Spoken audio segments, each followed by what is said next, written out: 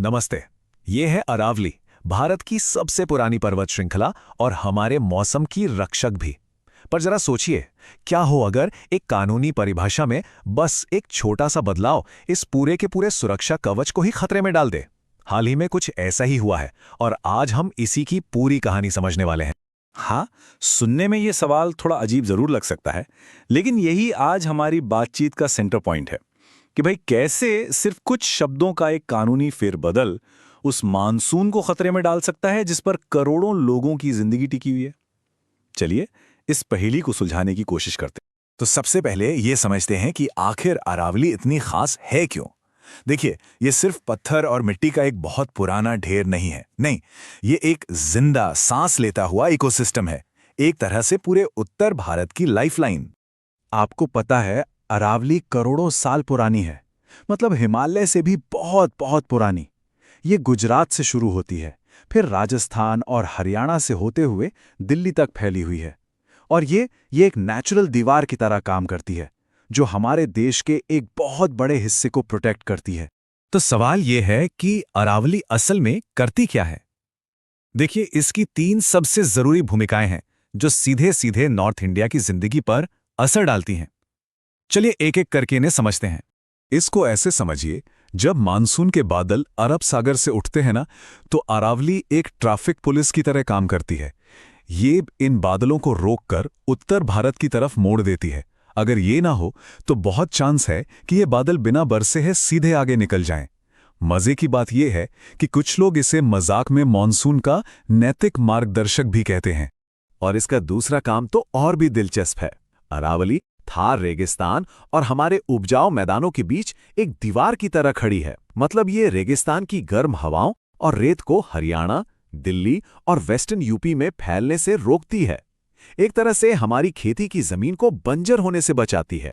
और तीसरा, सबसे जरूरी, पानी। इस सूखे से इलाके में अरावली एक बहुत बड़े स्पंज की तरह काम करती है।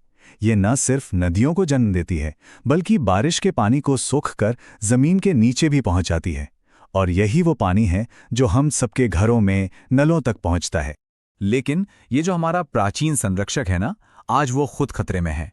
हमारी ही कुछ एक्टिविटीज की वजह से ये धीरे धीरे खत्म हो रहा है। तो इसके दुश्मन हैं कौन? खैर, तीन मुख्य नाम सामने आते हैं। पहला, इल्लीगल माइनिंग यानी अवैध खनन। दूसरा, बिना सोचे समझे रियल एस्टेट और इंडस्ट्री का बनना। और तीसरा, क्लाइमेट चेंज। इन तीनों ने मिलकर सच में अरावली की जड़ों को खोखला कर दिया है।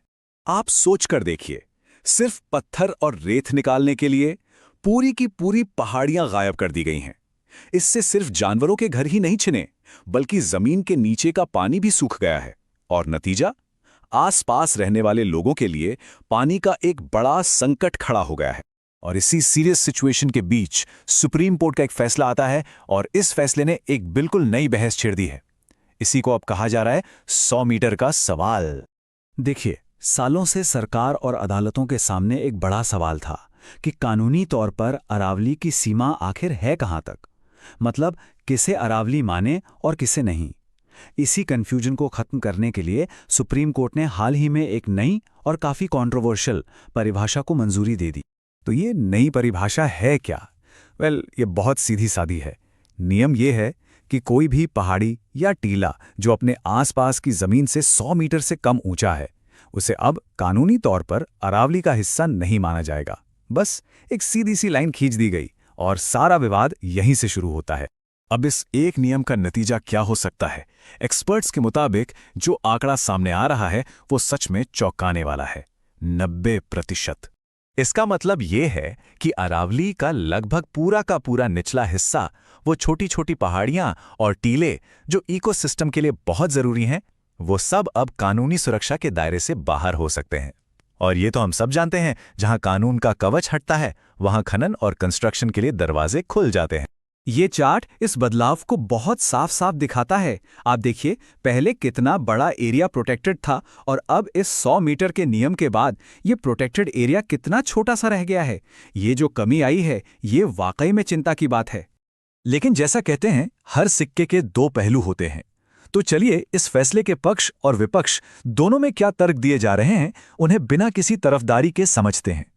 तो देखिए, एक तरफ जो लोग इस फैसले को सपोर्ट कर रहे हैं, उनका कहना है कि इससे सालों का लीगल कंफ्यूजन खत्म होगा, एक क्लियर लाइन बनेगी और विकास के लिए एक साफ रास्ता मिलेगा। लेकिन दूसरी तरफ जो लोग इसकी आलोचना कर रहे हैं, वो चेतावनी दे रहे हैं कि 90% पहाड़ियों को बिना प्रोटेक्शन के छोड़ने की कीमत बहुत बड़ी हो सकती है, जैसे कि रेगिस्तान का बढ़ना और मानसून का पैटर्न बिगड़ना। तो मान लीजिए अगर आलोचकों की ये चिंताएं सच हो जाती हैं, तो असल में जमीन पर इसका क्या और कैसा असर देखने को मिल सकता है? ये एक चेन रिएक्शन की तरह काम कर सकता है। स्टेप 1, छोटी पहाड़ियों से प्रोटेक्शन हटेगा और वहां माइनिंग या कंस्ट्रक्शन शुरू होगा।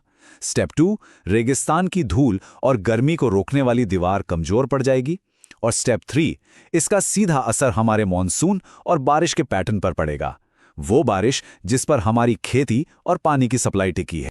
तो आखिर में बात घूम फिरकर ये आती है कि ये सिर्फ पहाड़ों और पेड़ों का मुद्दा नहीं है, ये सीधा सीधा लोगों की जिंदगी से जुड़ जाता है, उनके पीने के पानी से, उनकी खेती से, उनकी रोजी रोटी से। इस एक फैसले का असर करोड़ों लोगों की जिंदगी की कहानी को बदल सकता है। तो अब सबसे बड़ा सवाल ये है कि इस कॉम्प्लेक्स सिचुएशन का हल क्या है? कैसे डेवलपमेंट और एनवायरनमेंट के बीच एक बैलेंस बनाया जा सकता है? तो आगे का रास्ता क्या हो सकता है? एक्सपर्ट्स एक बैलेंस्ड सॉल्यूशन की बात करते हैं। वो कहते हैं कि कोई भी नियम बनाने से पहले एक ठोस साइंटिफिक स्टडी होनी चाहिए। जो भी प्रोसेस हो वो बिल्कुल ट्रांसपेरेंट हो और सबसे ज़रूरी उन लोकल कम्युनिटीज़ की आवाज़ सुनी जाए जिनकी जिंदगी सीधे सीधे अरावली से जुड़ी है। लक्ष्य एक ऐसा विकास होना चाहिए जो पर्यावरण का दुश्मन नहीं बल्कि उसका साथी बनकर चले। और आखिर में हम इसी बड़े सवाल पर आके रुकते हैं।